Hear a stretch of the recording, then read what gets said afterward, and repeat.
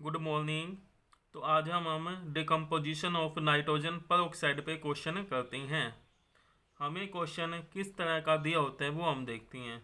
हमें दिया हुआ है the decomposition of nitrogen penta oxide in CCl4 is given by the data. Time दिया हुआ है और वॉल्यूम ऑफ O2 कितना इवॉल्व होता है उसकी वैल्यू हमें दी हुई है। अब इस क्वेश्चन में हमने क्या कैलकुलेट करना है, रेट कांस्टेंट कैलकुलेट करना है और ये बताना है कि ये फर्स्ट ऑर्डर को फॉलो करती है।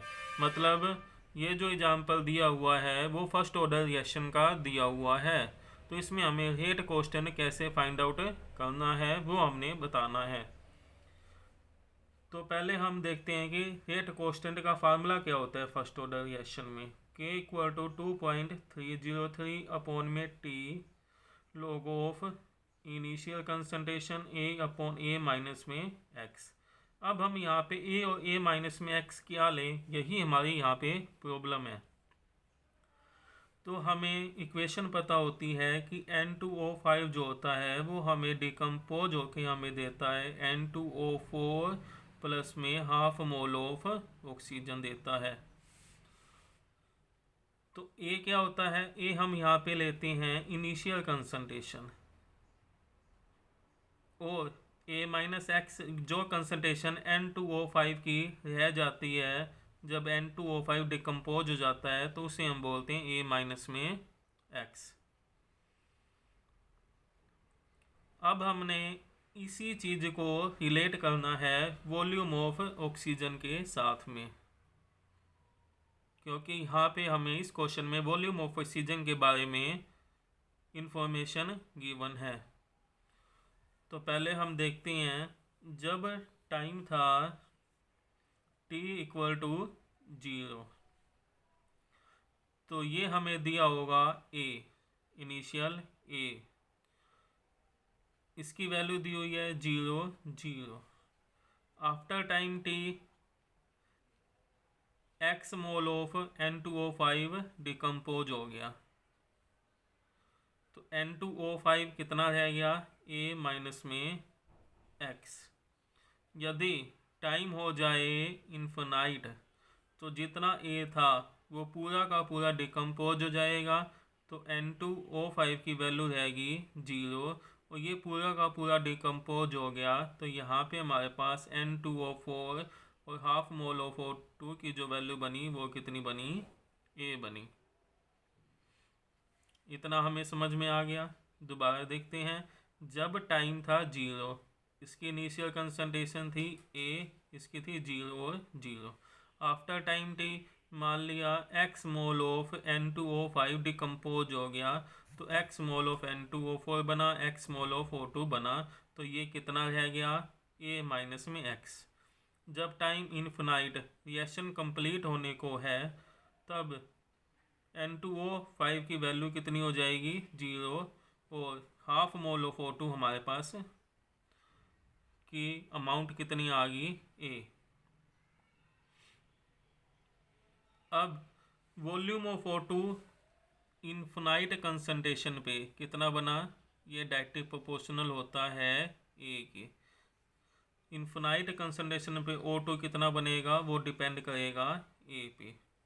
ऐसे ही वॉल्यूम एट एनी टाइम कितना बना डिपेंड करता है N2O5 कितना डिकम्पोज हुआ तो N2O5 कितना डिकम्पोज हुआ X, तो ये आ जाएगा directly proportional to the X mole of O2 बना या फिर X mole of N2O5 decompose हो गया। तो अब हमारे पास ऑलमोस्ट हमने इसको सॉल्व कर लिया है। तो अब हम यहाँ पे वैल्यू पुट करती हैं K इक्वल टू, अब हमारे पास यहाँ पे A क्या है, A किस पे डिपेंड करता है V इन्फिनिटी पे और A माइनस में X। तो A माइनस में X यदि हम इस इक्वेशन में से इस वाली इक्वेशन को माइनस कर दें तो A माइनस में X हमारे पास आ जाएगा V इन्फिनिटी माइनस में VT। ऊपर वाली में से नीचे वाली माइनस की तो V इन्फिनिटी माइनस में VT के डायरेक्टली प्रोपोर्शनल होएगा a माइनस में x। तो यहाँ पे ये वैल्यू हम यहाँ पुट कर देते हैं। तो यदि हमें k की वैल्यू निकालनी है तो हम फाइंड आउट कर सकते हैं। यहाँ पे t हमने ले लिया यहाँ 10 log ऑफ v इन्फिनेटिव की वैल्यू हमें पता है, और v इन्फिनेटिव माइनस में वी टी टाइम 10 लिया तो इसकी वैल्यू भी ये लेंगे। इसको यदि हम सोल्व कर देते हैं तो हमारे पास k की वैल्यू आ जाएगी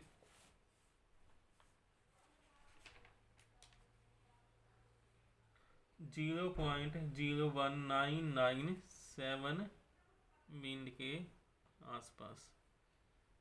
तो ये हमारे पास आ जाएगा कि यदि हमें ये बताना है कि it follow the first order, तो अगेन हम k की वैल्यू फाइंड आउट कर सकते हैं।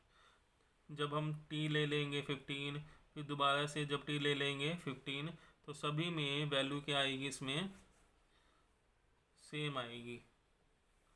तो यदि हम लेते हैं t15 तो हमारे पास वैल्यू क्या आ जाएगी, तो हम 8 माइनस में 8.95 माइनस कर देंगे। अगेन यदि हम 20 लेते हैं तो हम क्या लिखेंगे 11.40। तो k की वैल्यू सभी से क्या आएगी, सेम आ जाएगी। तो it follow the first order reaction. ये हमने किया decomposition of the nitrogen pentoxide. अब हम करते हैं decomposition of the ammonium nitride.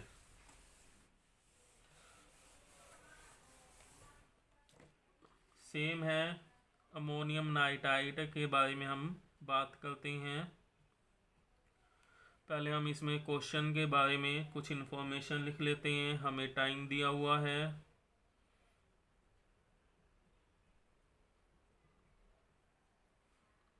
Volume of N2 हमें दिया हुआ है यहाँ,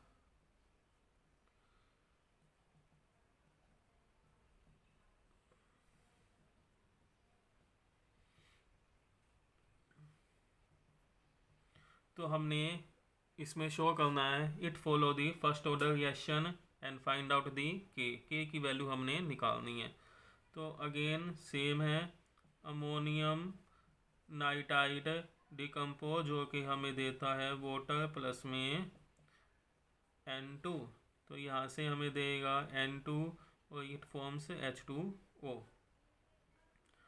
तो सेम है, इनिशियल जब टाइम था 0, इसकी कंसंट्रेशन A, इसकी 0 after time T concentration X बन गया, इसकी रहेगी A माइनस में X। आफ्टर इन्फिनाइट टाइम इसकी कंसंट्रेशन A और ये हमारे पास रह गया 0। तो N2 की concentration volume of at infinite volume किस पे डिपेंड करेगा, इनिशियल हमने A कितना लिया, और वॉल्यूम एट एनी टाइम किस पे डिपेंड करेगा, कितना अमोनियम नाइट्राइड डिकम्पोज हुआ। सेम हमने करना है जैसे हमने पहले किया था। तो हम यहाँ से A माइनस में X हमारे पास क्या आ जाएगा, V इन्फिनेटिव माइनस में V T, इसमें से ये हमने सब्ट्रैक्ट कर दिया।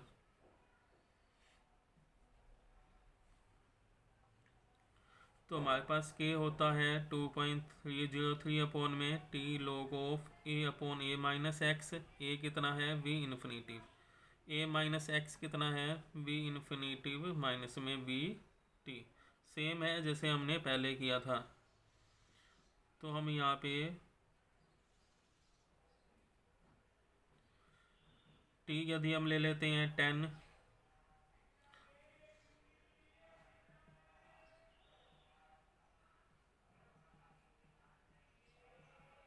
तो यदि हम इसको सोल्व कर देंगे तो हमारे पास क्या आ जाएगा, K की वैल्यू आ जाएगी।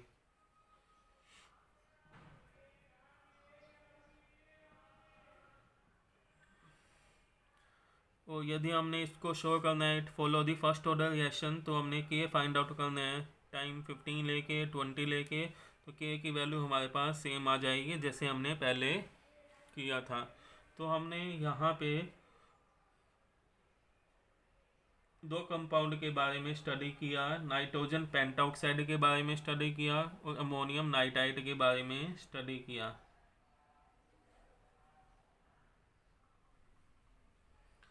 नेक्स्ट हम बात करते हैं डिकम्पोजिशन ऑफ द हाइड्रोजन पर ऑक्साइड।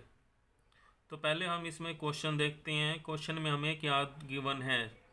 हमें कह दिया कि N2O2 H2O2 हाइड्रोजन पर ऑक्साइड डिकम्पोज होता है। टाइम दे दिया हमें मिनट में, यह हमें टाइम दे दिया 0, 10 और 20।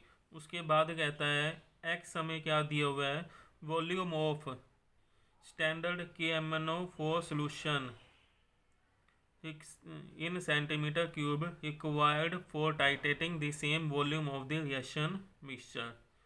तो x हमें क्या दिया हुआ है कि जितना वॉल्यूम KMnO4 का वॉल्यूम कितना रिक्वायरमेंट है टाइट्रेशन के लिए।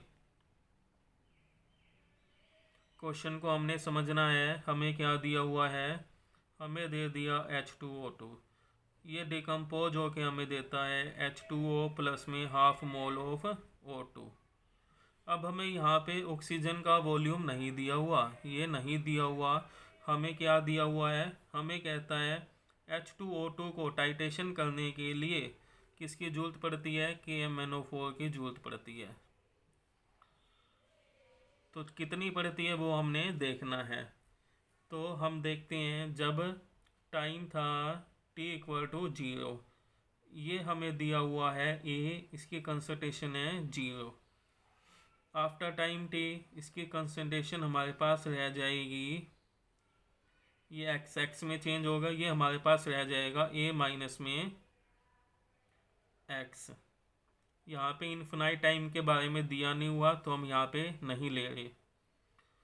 तो ये कहता है कि जब टाइम 0 था, A हमारे पास था H2O2 की कंसंट्रेशन, तो A जो है वो किस पे डिपेंड करता है, KMnO4 कितना चाहिए, इतना चाहिए 46.1 चाहिए, जब T कितना था 0।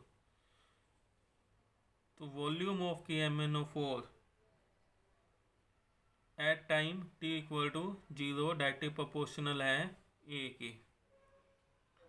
After time t x more decompose हो गया, अब कंसंट्रेशन रहेगी A माइनस में x। आफ्टर टाइम 10, अब कितना वॉल्यूम चाहिए, अब 29.8 वॉल्यूम चाहिए।